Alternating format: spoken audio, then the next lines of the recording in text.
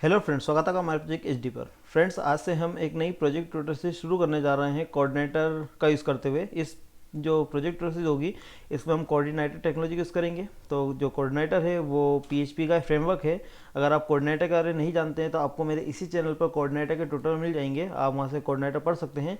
और अगर आप अलग से कोऑर्डिनेटर नहीं पढ़ते हैं, आपको केवल पीएचपी का नॉलेज है, तो भी आप इस ट्यूटोरियल से पूरा कंप्लीट प्रोजेक्ट बनाना सीख सकते हैं। क्योंकि हम इसमें पूरे बेसिक लेवल से स्टार्ट करेंगे, इसमें डायरेक्ट एडवांस लेवल से स्टार्ट नहीं करेंगे। इसमें हम बेसिक कॉन्सेप्ट से ही स्टार्ट करेंगे कि किस तरह से कोऑर्डिनेटर सेटअप करते हैं और किस तरह से हम प्रोजेक्ट की तरफ मूव होते हैं।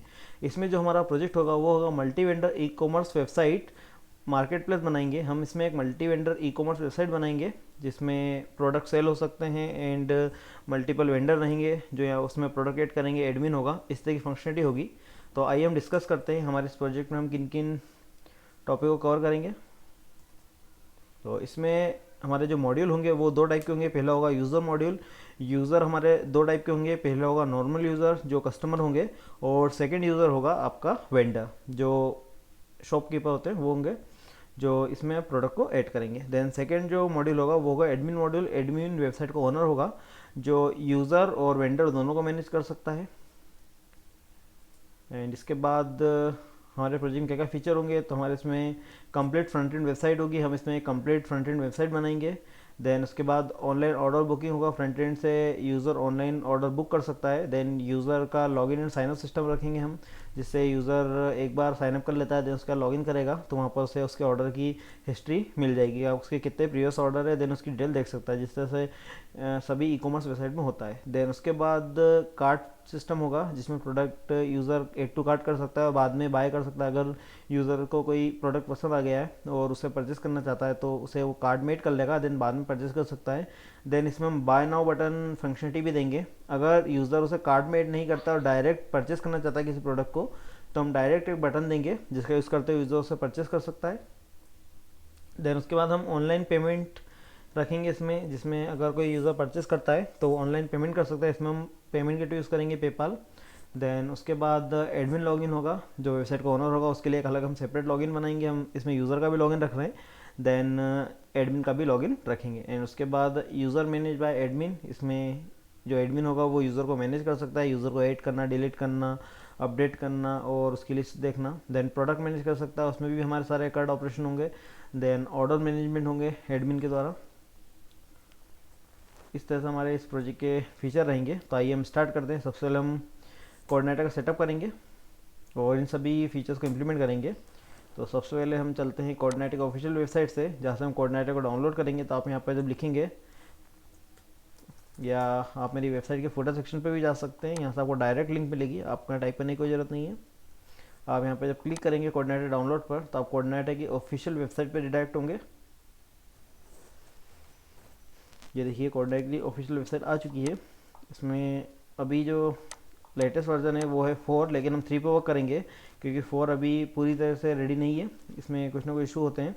तो अभी हम कोऑर्डिनेटर 3 पर वर्क करेंगे। तो यहाँ से हम डाउनलोड करेंगे कोऑर्डिनेटर 3। देन ये हमारा डाउनलोड हो रहा है। डाउनलोड होने के बाद हमें एक जिप फाइल मिलेगी।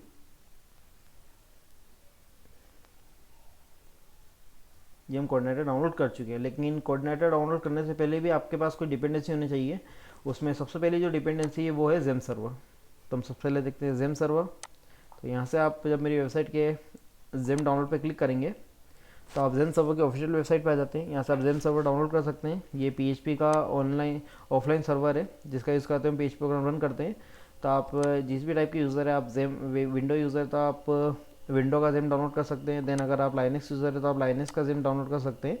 देन अगर आप मेक यूज़र है तो यहाँ पे मेक के लिए भी अवेलेबल है। तो आप जिस भी टाइप के यूज़र हैं आप उसके हिसाब से यहाँ से डाउनलोड कर सकते हैं। देन आप जब इसे डाउनलोड कर लेंगे और इंस्टॉल कर लेंगे तो आपको जेम का एक कंट्रोल पैनल मिलेगा, वो आपको मिलेगा सी ड्राइव में। देन जेम, और जेम पे जब आप यहाँ पे स्क्रॉल डाउन करेंगे तो यहाँ पे आपको मिलेगा जेम कंट्रोल पैनल। इसे हम स्टार्ट करेंगे।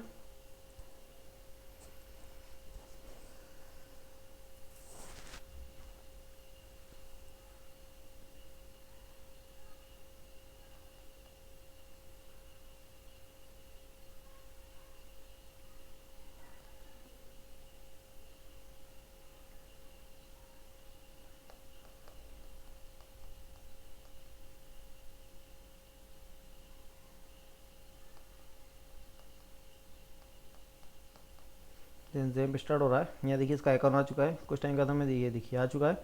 इसमें हमें स्टार्ट करना होगा सबसे पहले अपाचे। देन अपाचे स्टार्ट होने के बाद हम स्टार्ट करेंगे हमारा माइस्क्यूएल। तो ये हमने स्टार्ट किया माइस्क्यूएल।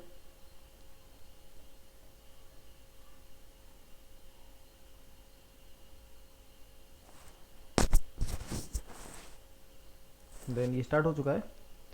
इसके बाद हम इसे ब्राउज़र पर रन करेंगे। तो यहाँ पर हम आते हैं, देन यहाँ पर हम लिखेंगे लोकल होस्ट, देन हिट करेंगे तो यहाँ पर हमारा लोकल होस्ट स्टार्ट होगा। ये देखिए जेम पे स्टार्ट हो चुका है। देन अगर यहाँ पर हम लिखते हैं local host slash php admin, तो ये हमारा माइस्क्यूएल ओपन हो जाएगा जिसमें हमारा डेटाबेस है।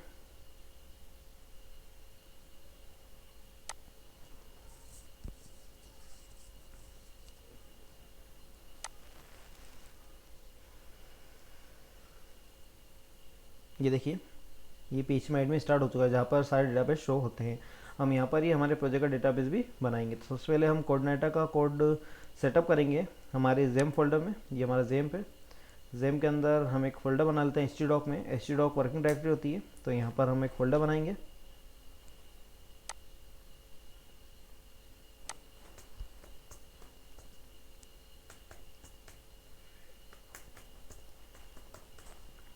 ई कॉमर्स वेबसाइट यहाँ पे हमारा फोल्डर है।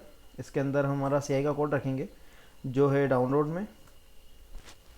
तो यहाँ पे हम करते हैं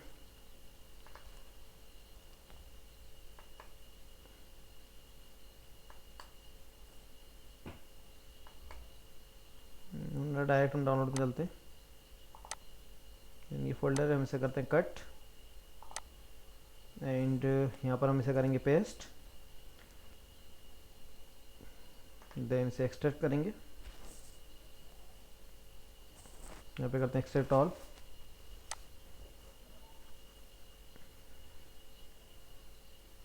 कुछ टाइम के बाद हमारा कंप्लीट कोड एक्सट्रैक्ट हो जाएगा।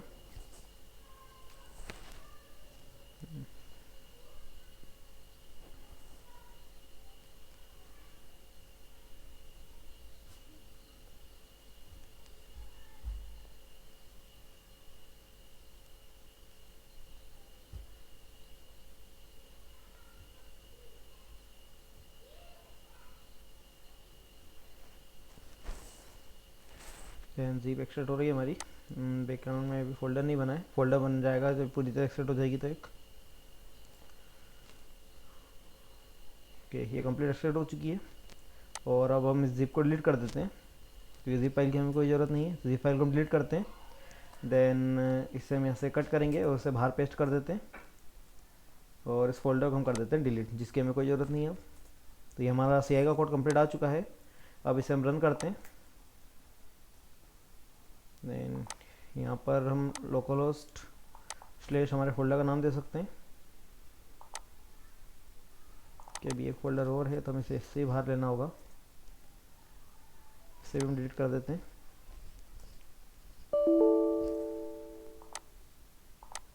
देन इसका नाम हम करेंगे कॉपी और इस नाम को यहाँ पर हम करते हैं पेस्ट। ये देखिए ये हमारा कोऑर्डिनेटर रन हो चुका है। इसी में हम हमारा कंप्लीट प्रोजेक्ट बनाएंगे। सबसे पहले हम देखते हैं इसका फोल्डर स्ट्रक्चर।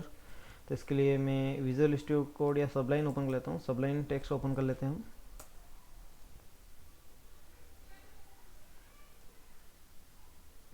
देन इसमें हमारा प्रोजेक्ट फोल्डर ओपन कर लेते हैं। यहाँ से करते हैं हम open folder. Then open folder करने के बाद हम जाते हैं C ड्राइव में। देन ज़ैम्प htdoc और htdoc में हमारा फोल्डर है ई कॉमर्स वेबसाइट। जैसे हम करेंगे सिलेक्ट। तो ये देखिए हमारा फोल्डर ओपन हो चुका है। हम बैक फोल्डर को क्लोज करते हैं। देन इसे हम फुल स्क्रीन पर ओपन करेंगे। अब हम इसका फोल्डर स्ट्रक्चर देखते हैं। तो इसका सबसे पहला जो फोल्डर होता है वो होता है application folder. Application folder coordinator का सबसे इंपॉर्टेंट फोल्डर होता है क्योंकि डेवलपमेंट से रिलेटेड सारे कोड हमारे एप्लीकेशन फोल्डर में होते हैं। एप्लीकेशन फोल्डर में के अंदर जब जाएंगे आप तो उसको आपको सबसे पहला जो फोल्डर मिलता है वो होता है कैशे फोल्डर। कैशे फोल्डर में आपको कुछ नहीं करना होता है, ये ऑटोमेटिक वर्क करता है। जब भी कोई कैशे क्रिएट होती है तो वो हमारे कैशे फोल्डर में स्टोर होती है। इसमें हम कुछ भी कोड नहीं करते हैं, इसमें ऑटोमेटिक वर्क होता है। देन इसके बाद होता है कॉन्फ़िग। कॉन्फ़िग के अंदर कॉन्फ़िगरेशन से रिलेटेड सभी फाइल होती है, जिसमें सबसे पहली फाइल है ऑटो लोड। हम इसे ऑटो लोड को ओपन करते हैं।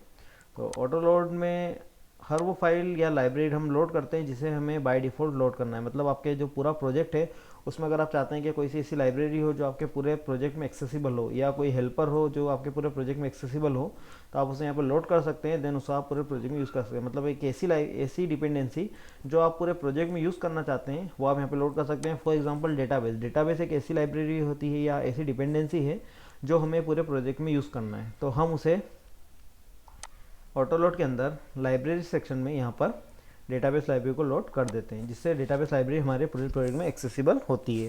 तो ऑटो लोड फाइल में हम जो भी फाइल हमें ऑटो लोड करना होती है जो हमारे पूरे प्रोजेक्ट में एक्सेसिबल होना चाहिए वो हम यहाँ पर लोड करते हैं। एंड उसके बाद सेकंड फाइल होती है कॉन्फ़िग फाइल। कॉन्फ़िग फाइल में हम बेसिक कॉन्फ़िगरेशन करते हैं। फॉर एग्जांपल हमारी वेबसाइट का जो बेस यूआरएल होता है, बेस यूआरएल की हम बात करें तो जो ये पाथ है हमारा यहाँ तक का, ये हमारा बेस यूआरएल है। तो बेस यूआरएल का जो सेटअप है वो हम यहाँ पे करते हैं। यहाँ पर हम बेस यूआरएल पेस्ट कर देंगे। हमारा जो भी वेबसाइट का बेस यूआरएल है वो यहाँ पे हम सेट करते हैं। उसी तरीके से हमारी इंडेक्स फाइल का नाम क्या होगा, जो इंडेक्स पेज है उसका नाम क्या है, तो index.php है। उसी तरीके से हमारी यूआरएल प्रोटोकॉल क्या है, उस देन सफिक्स क्या है, हमारी लैंग्वेज कौन सी है, कैरेक्टर सेट कौन सा है, हम जो हुक है वो यूज़ कर रहे हैं या नहीं, इस तरह से जितनी भी चीज़ होती है वो सब यहाँ पे हम डिफाइन करते हैं। ये देखिए सारी चीज़ें यहाँ पर कंपोजर ऑटो लोड यहाँ पर फॉल्स है, जितनी भी तरह का कॉन्फ़िगरेशन होंगे वो सब यहाँ पे डिफाइन होते हैं।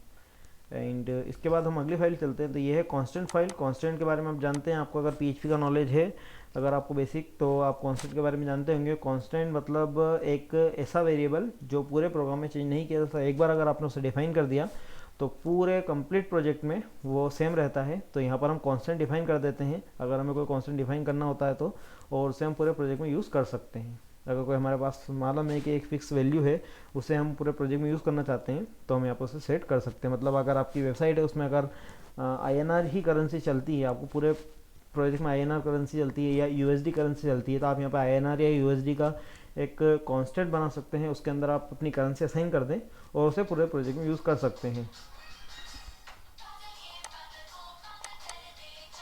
देन यहाँ से आप कांस्टेंट क्रिएट करके उन्हें हैंडल कर सकते हैं। इसके बाद हमारी अगली फाइल पे चलते हैं।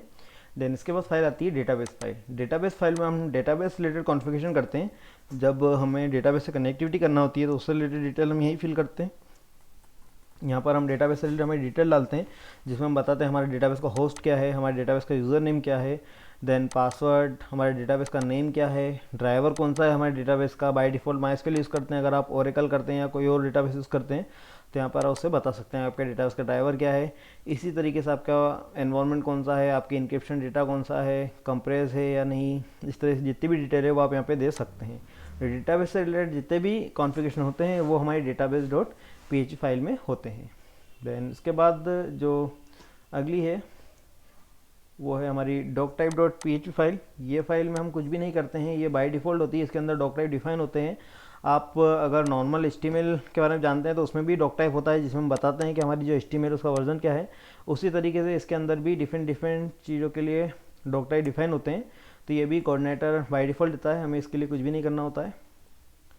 एंड इसके बाद फॉरेन की चार्ट है, इसके भी हमें कुछ भी नहीं करना होता है, ये बाय डिफ़ॉल्ट क्रिएटेड है फॉरेन की चार्ट, और कोऑर्डिनेटर के इंटरनल फंक्शन में वर्क करता है तो हमें इसमें भी कुछ भी चेंजेस नहीं करने होते हैं। ये फाइल एज इट इज़ रहती है। एंड इसके बाद आते हैं hook.php में। hook.php का फाइल का यूज़ हम हुक क्रिएट करने के लिए करते हैं। जब भी हमें किसी हुक की ज़रूरत होती है तो उसे हम कॉल और डिफाइन यहाँ पर ही करते हैं। तो इस फाइल में हम हुक्स के लिए वर्क करते हैं। Then index file basic file होती है इसलिए यहाँ पर बनी हुई है। आपको इंडेक्स फाइल बेसिक फाइल होती है जो हर जगह मिलती है फोल्डर में, इसलिए इसकी कोई खास वो नहीं है। एंड उसके बाद यहाँ पर जितनी फाइल है उनमें से इम्पोर्टेंट फाइल हमारी आती है राउट फाइल।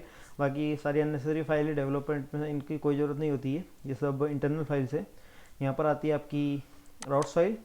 राउट्स फाइल में आप राउट सेट करते हैं। अगर आप किसी उसका राउट सेट करना चाहते हैं तो यहाँ पे आप राउट सेट कर सकते हैं अपने URL का। हम आने वाले ट्यूटोरियल में इसका राउट सेट करेंगे और देखेंगे किस तरह से हम राउट सेट करते हैं। और यहाँ पे आप अपना डिफ़ॉल्ट कंट्रोलर भी बता सकते हैं, जिससे भी वेलकम कंट्रोलर है। अगर आप कंट्रोलर फोल्डर में जाएंगे तो यहाँ पर आपको वेलकम कंट्रोल मिल रहा है जो यहाँ पर डिफ़ॉल्ट फोल्डर शो हो रहा है। मतलब अगर आपकी वेबसाइट एक्सेस होती है और रूट पर अगर कोई चीज़ हिट होती है तो यहाँ पर आपका वेलकम कंट्रोलर वर्क करता है।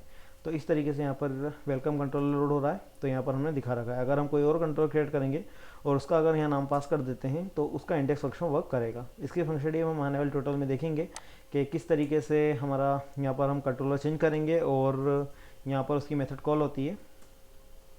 इसे हम करते हैं क्लोज। देन इसके बाद यूज़र एजेंट फाइल है जहाँ पर सारे यूज़र एजेंट डिफाइन होते हैं। यूज़र एजेंट मतलब आपके जो प्लेटफॉर्म होते हैं वो प्लेटफॉर्म कौन कौन से हैं, यहाँ पर उनकी सारी डिटेल होती है। ये सब कोऑर्डिनेटर ही प्रोवाइड करता है आपको, आपको केवल इन्हें यूज़ करना होता है। अगर आपको ज़रूरत है तो यहाँ पर सारी डिटेल मिल जाएगी आपको यूज़र एजेंट की, जितने भी प्लेटफॉर्म होते हैं उन सब की। एंड इसके बाद कॉन्फ़िग के बाद हमारा जो अगला फोल्डर होता है वो होता है कंट्रोलर फोल्डर, जहाँ पर हम कंट्रोलर बनाते हैं। आप जानते हैं कि कोऑर्डिनेटर एक MVC बेस्ड फ्रेमवर्क है, तो MVC में से जो C है वो होता है कंट्रोलर। MVC का एक इम्पॉर्टेंट कंपोनेंट है तीनों में से। तो कंट्रोलर में हम हमारे कंट्रोलर बनाते हैं। कंट्रोलर का यूज़ आप अपने बिजनेस लॉजिक लिखने के लिए करते हैं। जितने भी आपके बेसिक लॉजिक होते हैं कोड से रिलेटेड वो आप कंट्रोलर में लिखते हैं। तो उसके अंदर हम कंट्रोल बनाते हैं। हम आने वाले ट्यूटोरियल में कंट्रोल बना के देखेंगे कि हम कंट्रोल किस तरह से बनाते हैं और उसे हम URL किस तरह से कॉल करेंगे। देन उसके बाद हमारी होती है कोर फोल्डर। इसके अंदर हमें कुछ नहीं करना होता है, एक इंडेक्स फाइल होती है। इसके बाद आता है हेल्पर फोल्डर। अगर हम कोई हेल्पर क्रिएट करते हैं तो वो हम हेल्पर फोल्डर के अंदर करते हैं। यहाँ पर हमारा कस्टम हेल्पर बना सकते हैं। अगर आप कस्टम हेल्पर के बारे में नहीं जानते तो आप मेरी हेल्पर ट्यूटोरियल से देख सकते हो, उसमें मैंने कस्टम हेल्पर बनाना बताया है। देन इसके बाद होता है हुक। हमने अभी डिस्कस किया था कि अगर कोई हम हुक बनाते हैं तो हम कॉन्फ़िग के अंदर hook.php में उसे कॉल करते हैं। जिस फाइल को हम कॉल करते हैं वो फाइल होती है हमारी हुक्स फोल्डर के अंदर, तो उसी फाइल को हम यहाँ पर कॉल करते हैं। तो हुक फोल्डर में जो फाइल होती है वो हम हुक क्रिएट करने के लिए बनाते हैं और उसे कॉल हम कॉन्फ़िग के अंदर hook.php में करते हैं। एंड उसके बाद होता है लैंग्वेज फोल्डर। लैंग्वेज फोल्डर का यूज़ हम मल्टी लैंग्वेज वेबसाइट बनाने के लिए करते हैं। अगर आपकी वेबसाइट में एक से ज़्यादा लैंग्वेज यूज़ हो रही है तो आप यहाँ पे उनकी फ़ाइल बना सकते हैं और कीवर्ड को हैंडल कर सकते हैं। एंड उसके बाद होती है लाइब्रेरी। जिस तरह से हम कस्टम हेल्पर बना सकते हैं उसी तरीके से हम कस्टम लाइब्रेरी भी बना सकते हैं और उसे हमारे प्रोजेक्ट में यूज़ कर सकते हैं। तो आप जो भी कस्टम लाइब्रेरी बनाएंगे वो आपको लाइब्रेरी फोल्डर के अंदर बनाना होती है। देन इसके बाद है लॉग। लॉग फोल्डर के अंदर भी हमें बेसिकली कुछ नहीं करना होता है, ये इंटरनल फोल्डर है इसका और इसके अंदर कोई डेटा भी नहीं होता है। देन इसके बाद होता है मॉडल। MVC में से M जो है उसका मतलब होता है मॉडल।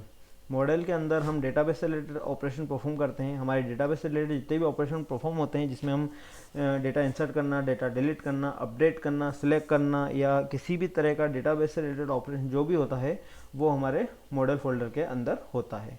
देन इसके बाद आते हैं हमारा थर्ड पार्टी। तो थर्ड पार्टी फोल्डर का हम इसमें यूज़ नहीं करेंगे। थर्ड पार्टी फोल्डर का बेसिकली यूज़ तब होता है जब आप कोई थर्ड पार्टी डिपेंडेंसी यूज़ करते हैं या कोई एडिशनल फीचर इंप्लीमेंट करते हैं। फॉर एग्जांपल अगर आप HMVC मॉड्यूल इंप्लीमेंट कर रहे हैं तब आपको थर्ड पार्टी की ज़रूरत होती है। तो आप जो HMVC की लाइब्रेरी होती है वो आप थर्ड पार्टी में रखते हैं, अदरवाइज़ हमें इसकी कोई ज़रूरत नहीं होती है।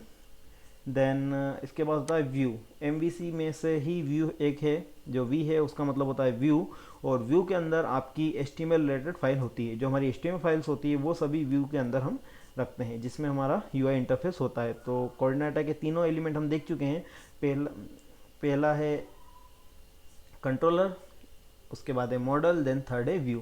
कंट्रोलर के अंदर हमारे सारे बेसिक लॉजिक होते हैं, मॉडल के अंदर हमारे डेटाबेस से रिलेटेड ऑपरेशन होते हैं, देन व्यू के अंदर हमारे UI से रिलेटेड ऑपरेशन होते हैं, मतलब HTML कोड होता है।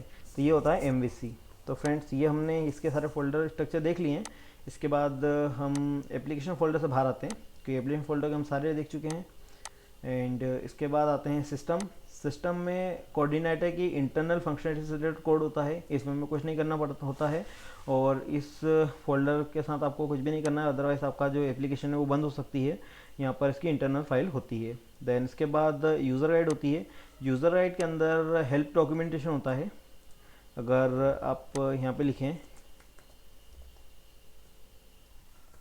यूज़र गाइड और यहाँ पे देखेंगे तो कोऑर्डिनेटर का कंप्लीट हेल्प डॉक्यूमेंटेशन है। अगर आपको कोई एरर आती है या कोई कोड नहीं मिलता है तो आप यहाँ पर सर्च कर सकें। जैसे हमें अगर सर्च करना है index.php फाइल से रिलेटेड तो यहाँ सर्च करते हैं index.php, तो देखिए कोऑर्डिनेटर URL आ चुका है। देन index.php को रिमूव करने का यहाँ पर हमें यहाँ पर कोड मिल चुका है। तो इस तरह से हमें सारी यहाँ पर इंफॉर्मेशन मिलती है। तो यहाँ पर आप किसी भी तरह की अपनी हेल्प ले सकते हैं। यहाँ पर आप सर्च करें और सर्च का आपको यहाँ पे रिजल्ट मिलेगा। तो इसलिए होती है user guide. Then user guide के बाद ये सब अननेसेसरी फाइल है। इसके बाद ये composer dot JSON file. Composer dot JSON file basically अभी तो हम इसमें यूज़ नहीं कर रहे हैं। अगर आप कंपोजर का यूज़ करते हुए कोऑर्डिनेटर को इंस्टॉल करते हैं तब आपको कंपोजर डॉट जेसन की ज़रूरत पड़ती है, लेकिन हमने डायरेक्ट जीप डाउनलोड किए उसे यूज़ कर रहे हैं तो हमें कंपोजर डॉट जेसन की ज़रूरत नहीं है। लारावेल में इसका इंपॉर्टेंट रोल होता है, लेकिन कोऑर्डिनेटर में भी इतनी इसकी ज़रूरत नहीं होती है। फ्यूचर में composer dot JSON important library हो जाएगी, फाइल हो जाएगी आपके कोऑर्डिनेटर के लिए, लेकिन अभी इतनी इंपॉर्टेंट नहीं है। देन उसके बाद आते हैं हम index dot P H file पर। ये हमारी सबसे इंपॉर्टेंट फाइल होती है। अगर आप इस फाइल के अंदर ही डाई लगा दें, यहाँ पर आप अगर लिख दें डाई और सेव कर दें तो आपका कंप्लीट प्रोजेक्ट स्टॉप हो जाता है। हम देखते हैं तो यहाँ पर हम इसे हटाते हैं और इंटर हिट करेंगे तो देखिए कंप्लीट प्रोजेक्ट हमारा ब्लॉक हो चुका है, क्योंकि हमने यहाँ पर ही डाई लगा दिया है। तो ये हमारी रूट फाइल है। इस फाइल के एक्सेस होने के बाद ही हमारा कंप्लीट प्रोजेक्ट वर्क करता है। अगर हम इसे अगेन रिलोड करेंगे तो देखिए हमारा आउटपुट यहाँ पर आ रहा है। तो ये रोल होता है हमारी इंडेक्स फाइल का। तो इंडेक्स फाइल के साथ भी हमें कोई छेड़खानी नहीं करना है, क्योंकि ये सबसे इंपॉर्टेंट फाइल होती है। इसमें आप कोई चेंजेस नहीं करें। ये बाय डिफ़ॉल्ट इंटरनल फंक्शनलिटी के लिए होती है। इसके अंदर ही आपकी सारी इंटरनल लाइब्रेरी कॉल होती है और इंटरनल फंक्शनलिटी जितनी भी फाइल है वो सभी हमारी इंडेक्स डॉट पी के अंदर ही कॉल होती है। देन उसके बाद यहाँ पर license dot T and readme file है। तो ये दोनों तो बेसिक फाइल होती है, आप इसके जानते हैं, license related file. Then readme file git के लिए होती है। अगर आप गिट पे कोई चीज़ अपलोड करते हैं तो वहाँ पर रीडमी फाइल ही हमें शो होती है। तो ये हमारी पूरा कंप्लीट फोल्डर हम डिस्कस कर चुके हैं।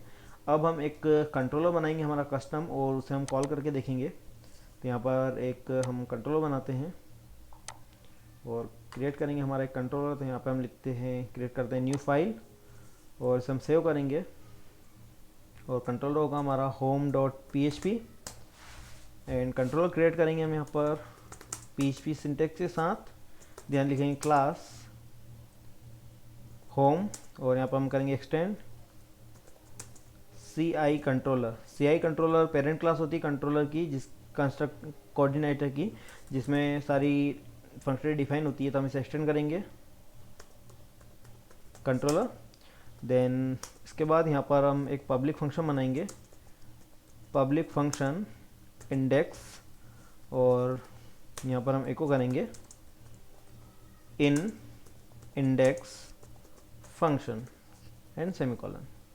अब हमें अगर इसे एक्सेस करना है तो इसे एक्सेस करने का तरीका थोड़ा डिफरेंट होता है। जैसे हम अगर डायरेक्ट हिट करेंगे तो ये कॉल नहीं होगा, क्योंकि यहाँ पर वेलकम कंट्रोल लोड हो रहा है। तो हमें यहाँ पे लिखना होगा होम, देन हिट करेंगे तो ये कॉल नहीं होगा। इसके पहले हमें लगाना होगा index dot P H P then slash and hit करेंगे तो ये देखिए यहाँ आ चुका है इन इंडेक्स फंक्शन। तो हमारा इंडेक्स फंक्शन वर्क हो चुका है। इस तरीके से हमने कंट्रोल कॉल किया। अगर हम इंडेक्स फंक्शन के अलावा कोई और फंक्शन बनाते हैं, जैसे यहाँ पर हम लिखते हैं पब्लिक फंक्शन टू और यहाँ पे लिख देते हैं in function two then semicolon and save करेंगे। अगेन इसे लोड करते हैं तो देखिए तब भी हमें इंडेक्स फाइल लोड हो रही है, हमारा फंक्शन टू लोड नहीं हो रहा। तो फंक्शन टू लोड कराने के लिए हमें यहाँ पे लिखना होगा स्लैश फंक्शन टू। तो ये देखिए हमारा फंक्शन टू कॉल हो चुका है। तो इस तरीके से हम यहाँ पे कॉल करते हैं। अब यहाँ पे आप देखिए हमारा index function by default call हो गया था, लेकिन हमें फंक्शन टू को कॉल करना पड़ा। तो इंडेक्स फंक्शन जो होता है वो कोऑर्डिनेटर का जैसे ही हमारा अगर कंट्रोलर कॉल होता है और हमने कंट्रोलर के संग अगर कोई मेथड नहीं दी है, जैसे हमने यहाँ पर केवल कंट्रोलर को कॉल किया, तो कंट्रोलर की इंडेक्स मेथड ही कॉल होती है। इसलिए यहाँ पर हमारी डायरेक्ट इंडेक्स मेथड कॉल हो गई। देन अगर हम यहाँ पे फंक्शन का नाम दे देते हैं हमारे अगर कोई से, तो वो फंक्शन डायरेक्ट कॉल होता है, इंडेक्स फंक्शन हमारा कॉल नहीं होता है। और अगर आप यहाँ पे कोई नाम नहीं देंगे आप फंक्शन का, तो डायरेक्ट आपका इंडेक्स फंक्शन कॉल होगा। तो इस तरीके से हमारा जो कंट्रोलर होता है उसके फंक्शन वर्क करते हैं। अब अगला डाउट ये आता है कि यहाँ पर अगर हम रूट पर डायरेक्ट हिट करते हैं तो हमारा वेलकम कंट्रोल लोड हो रहा है। अगर हम हमारे होम कंट्रोल को लोड करना चाहते हैं तो वो किस तरीके से करेंगे, तो उसके लिए आपको जाना होगा कॉन्फ़िग के अंदर, राउट्स के अंदर, और यहाँ पर आप स्क्रॉल करेंगे तो यहाँ वेलकम लिखा है, वेलकम की जगह आप लिख दें होम एंड इसे आप कर दें सेव। सेव करने के बाद आप इसे अगेन रिलोड करें तो ये देखिए हमारा आ चुका है होम कंट्रोलर। यहाँ पे हम लिखा है इन इंडेक्स फंक्शन, और यहाँ पे देखिए बाय डिफ़ॉल्ट जो कॉल हो रहा है वो आपका इंडेक्स फंक्शन कॉल हो रहा है। लेकिन अगर आप यहाँ पर डायरेक्ट हम देखते हैं क्या हम डायरेक्ट फंक्शन टू को कॉल कर सकते हैं, तो यहाँ अगर लिख के हिट करेंगे नहीं आ रहा है। अगर हम इसके पीछे index dot P H P भी लगा दें तो भी क्या हमारा फंक्शन कॉल हो रहा है, नहीं हो रहा। तो अगर आपने डिफ़ॉल्ट कंट्रोल लिखा है तो आप केवल इंडेक्स मेथड को ही रूट से एक्सेस कर सकते हैं। अगर आपको उसके इंटरनल फंक्शन की यूज़ करना है तो आपको यहाँ लिखना होगा index.php/home/function2, तभी आप फंक्शन 2 को एक्सेस कर सकते हैं और इंडेक्स फंक्शन को आप डायरेक्ट एक्सेस कर सकते हैं। तो फ्रेंड्स ये हमारा एक बेसिक हमने डिस्कस किया कंट्रोल के बारे में। आने वाले ट्यूटोरियल में हम और भी देखेंगे, अभी हमने केवल बेसिक डिस्कस किया है। अब अगला हमारा जो डाउट आता है वो आता है यहाँ पर कि आप डायरेक्ट यहाँ पर होम स्लैश आपके फंक्शन का नाम क्यों नहीं लिख सकते। आप यहाँ होम लिखते हैं तब भी यहाँ पर कोई वर्क नहीं होता है। देन उसके बाद अगर आप फंक्शन का नाम भी लिख देते हैं तो भी आपका आउटपुट नहीं आता है। आपको यहाँ पर एक लिखना होता है स्टेटमेंट index.php, देन उसके बाद ही आपका आउटपुट आता है। तो ये index.php हमें एक्स्ट्रा क्यों लिखना है, आपने वेबसाइट देखी होगी तो आपको किसी भी वेबसाइट में index.php लिखा हुआ नहीं दिखता है, लेकिन कोऑर्डिनेटर में आपको index.php पास करना होता है। तो ये ऐसा क्यों होता है, तो इसके लिए हमें इसे रिमूव करने के लिए एक htxs फाइल बनाना होगी जो हमारे प्रोजेक्ट के रूट फोल्डर पर बनती है। यहाँ पर हम एक फ़ाइल बनाएंगे, न्यू फाइल .htaccess, यहाँ पर गलत लिखा गया, Ctrl+S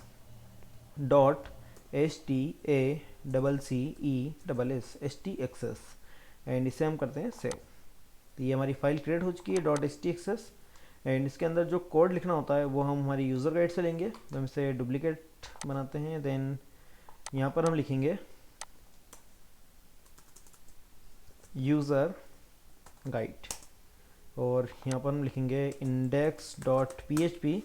तो हमें index.php रिमूव करने का कोड मिलेगा। हम यहाँ पे जाएंगे कोऑर्डिनेटर यूआरएल्स में, देन इसे हम स्क्रॉल करेंगे तो ये देखिए हमें कोड मिल रहा है। आप इस कोड को कॉपी करें और इस कोड को यहाँ कर दें पेस्ट, देन इसे करें सेव। अगेन वेब ब्राउज़र पे जाएं और index.php को रिमूव करें एंड हिट करें। तो ये देखिए हमारा कॉल हो चुका है। अब हमें यहाँ पे index.php की ज़रूरत नहीं है, यहाँ पे index.php ना भी चलेगा। अगर हम यहाँ लिख दें index.php तो भी ये वर्क करेगा। ये देखिए index.php साथ ही वर्क कर रहा है और विदाउट index.php भी ये वर्क कर रहा है। अगर हम इससे index.php को हटा देते हैं तो भी ये वर्क करेगा एंड इस पे से अगर ये भी हटा दें तो हमारा इंडेक्स फंक्शन वर्क करेगा। तो ये देखिए हमारा इंडेक्स फंक्शन वर्क कर रहा है। तो फ्रेंड्स ये हमने बेसिक ओवरव्यू देखा हमारे कोऑर्डिनेटर का, जिसमें हमने कोऑर्डिनेटर को इंस्टॉल किया, हमारे प्रोजेक्ट का ओवरव्यू देखा एंड कोऑर्डिनेटर का हमने ओवरव्यू लिया कि कोऑर्डिनेटर क्या है, किस तरीके से वर्क करता है, उसका पूरा फोल्डर स्ट्रक्चर देखा। देन कंट्रोलर के बारे में देखा, कंट्रोल को आप किस तरह सेटअप कर सकते हैं। हम हमारे नेक्स्ट ट्यूटोरियल से हमारा प्रोजेक्ट स्टार्ट करेंगे जिसमें हम एडमिन पैनल स्टार्ट करेंगे। सबसे पहले हम एक कंप्लीट एडमिन पैनल बनाएंगे, देन उसके बाद में हम यूज़र वेबसाइट बनाएंगे। तो फ्रेंड्स ये हमारे नेक्स्ट ट्यूटोरियल स्टार्ट करेंगे। और फ्रेंड्स अगर आपको वीडियो पसंद है तो लाइक एंड शेयर करें और हमारे चैनल को सब्सक्राइब करें ताकि हम जो भी नई वीडियो अपलोड करें उसकी अपडेट आपको मिलती रहे। और फ्रेंड्स अगर आप मेरे और भी डिफरेंट टाइप के प्रोजेक्ट ट्यूटोरियल देखना चाहते हैं तो आप मेरी वेबसाइट विजिट कर सकते हैं। यहाँ पर आपको core PHP, PDO, coordinator, Laravel and नेक्स्ट.js में आपको डिफरेंट टाइप के प्रोजेक्ट यहाँ से अवेलेबल है जिनके आप यहाँ ट्यूटोरियल देख सकते हैं एंड इनके सोर्स कोड भी डाउनलोड कर सकते हैं। आपको मेरी वेबसाइट की लिंक इस वीडियो के डिस्क्रिप्शन में मिल जाएगी। Thank you for watching.